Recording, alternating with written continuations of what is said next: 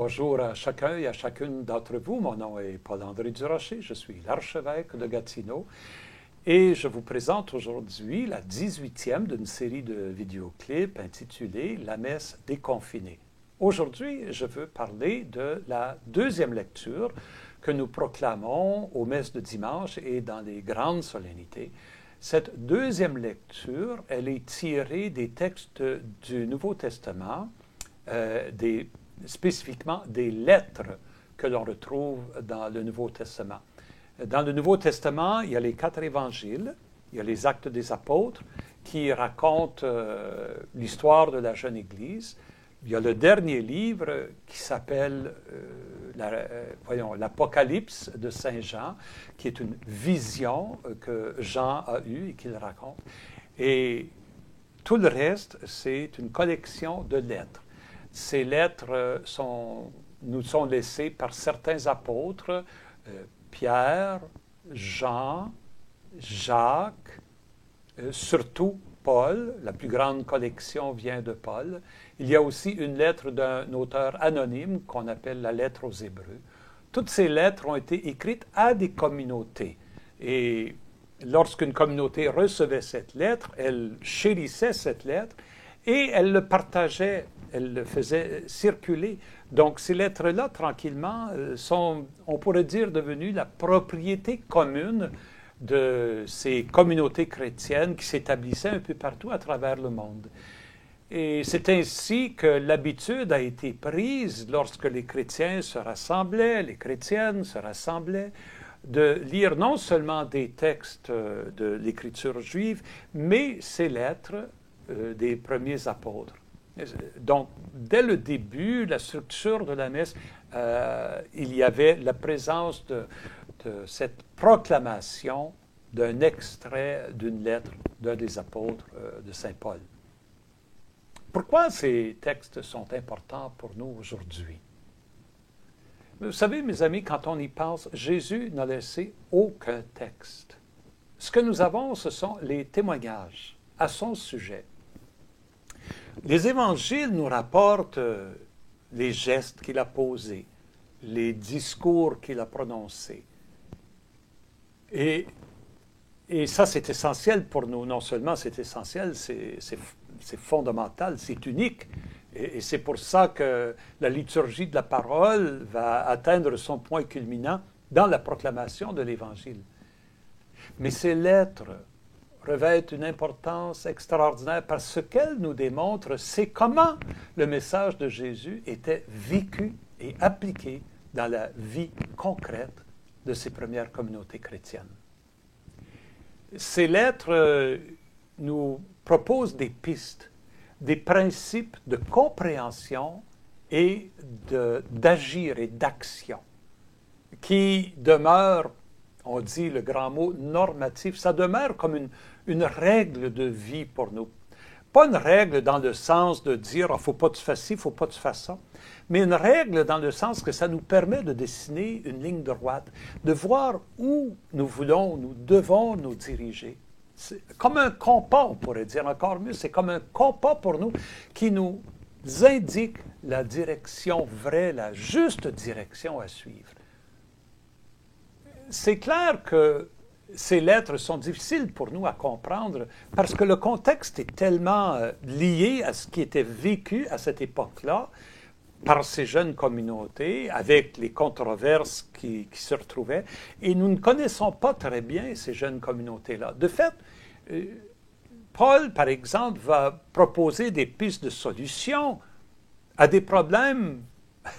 La seule façon qu'on peut savoir c'est quoi le problème, c'est en lisant la solution. On essaie de deviner quelle est la réponse. C'est un peu comme si on écoute une conversation téléphonique, mais seulement une des deux personnes, elle est en train de répondre à l'autre. On peut seulement deviner les questions en fonction des réponses. Nous n'avons pas les questions.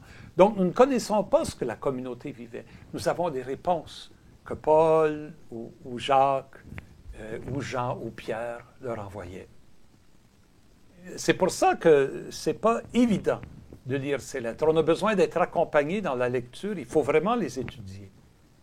D'autre part, il y a un aspect précieux, surtout dans les lettres de Paul. Vous voyez, les premiers chrétiens, c'était des Juifs. Les premières chrétiennes, c'était des Juifs, hein, qui ont cru dans le message de Jésus. Les premiers apôtres étaient tous Juifs. Jésus était Juif.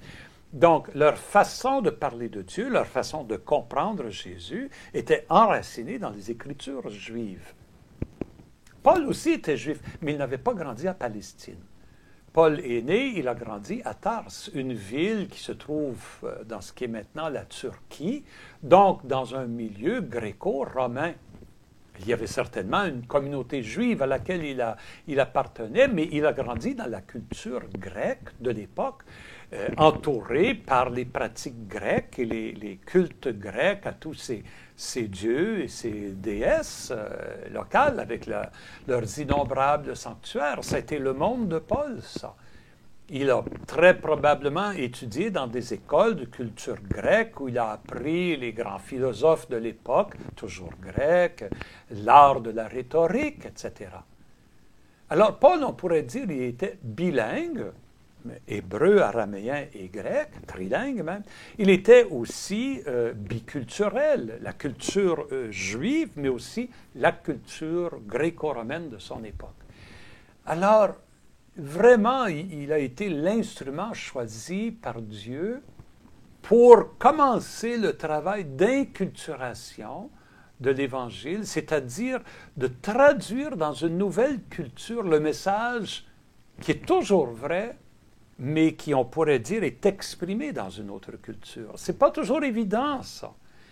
On s'en rencontre, plusieurs d'entre nous, nous sommes bilingues, nous parlons français et anglais.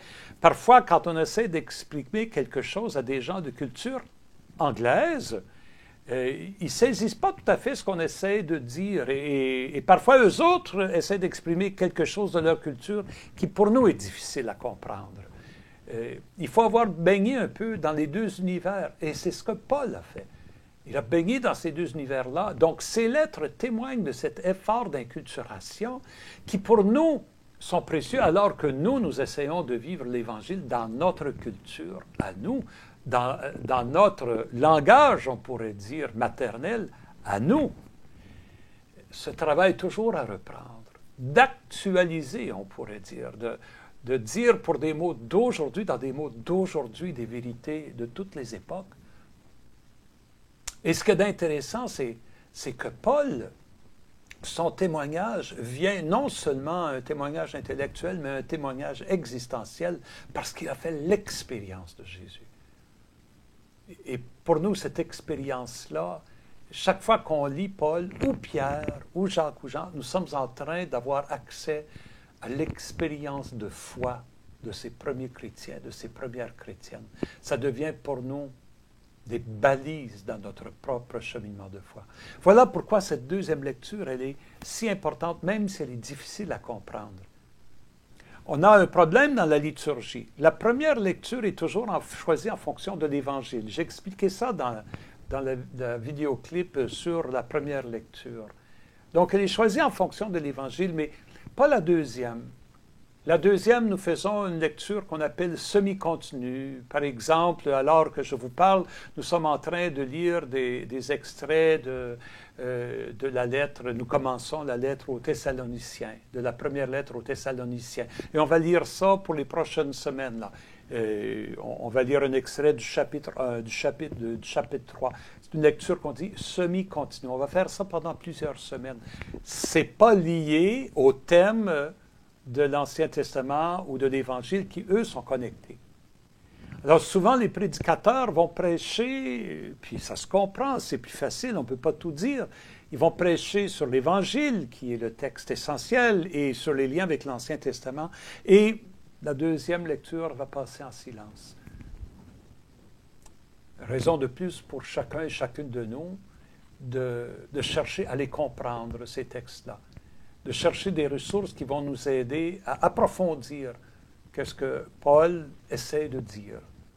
Et dans ce sens-là, une bonne Bible avec des introductions et des commentaires, c'est irremplaçable pour être capable de suivre le sens de ces lettres si importantes pour nous aujourd'hui. C'est avec cette pensée que je vous laisse et cette proposition que je vous laisse en attendant notre prochaine rencontre où je parlerai un peu de l'Évangile.